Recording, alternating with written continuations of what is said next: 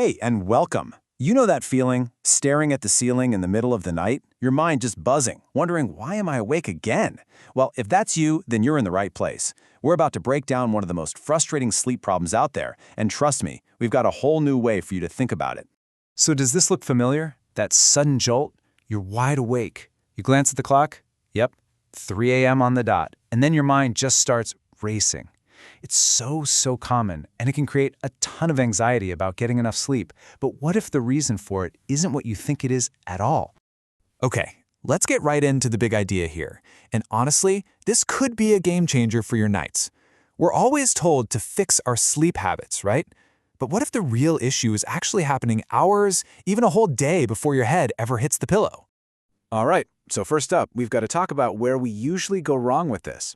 We're going to look at the common diagnosis for these sleepless nights and why it so often misses the point entirely. I mean, it's the first place our minds go, isn't it? I must have had that coffee too late, or I was definitely scrolling on my phone for too long. And look, good sleep hygiene is absolutely important, we're not throwing that out, but it might not be the real reason for that very specific 3 a.m. wake-up call. So here it is. This is the crucial shift in thinking. We tend to blame our habits, the things we did, but the real culprit? It's often something called unprocessed stress. And this isn't about some huge dramatic event. We're talking about the little everyday pileup of mental clutter that we just never got around to sorting out. Okay, so what is this unprocessed stress anyway? And why on earth does it choose 3 in the morning to suddenly make an appearance? This is where things get really fascinating. Let's take a look at what's actually happening in your brain on a typical day. Think of it like this. Your brain is a super organized office manager, but all day long, the mail is just flying in. Emails, urgent requests, unexpected problems, you name it. It's coming in way too fast. There's just no time to file anything away properly, so it all just gets tossed into a giant pile right on the desk. Just think about your day, right? You've got the morning rush, then you're juggling a million things at lunch, and by the evening, you're just pushing through to get everything done. We are constantly in go mode. We never really pause, we don't reflect, we just move on to the next thing and the next thing. So here's the kicker. That 3 a.m. wake-up, it's not a bug, it's a feature. It's the first moment of real, genuine quiet your brain has had all day. The office is finally closed for the night, and that little manager in your head can finally start sorting through that huge pile of mail on the desk. That wake-up call is literally your mind saying, okay, phew, now I can finally get to work. So, if your brain is just trying to do its job, what are we supposed to do about it without losing a bunch of sleep? Well, that brings us to a really simple, gentle, and seriously effective solution. It's not about fighting with your brain, it's all about working with it.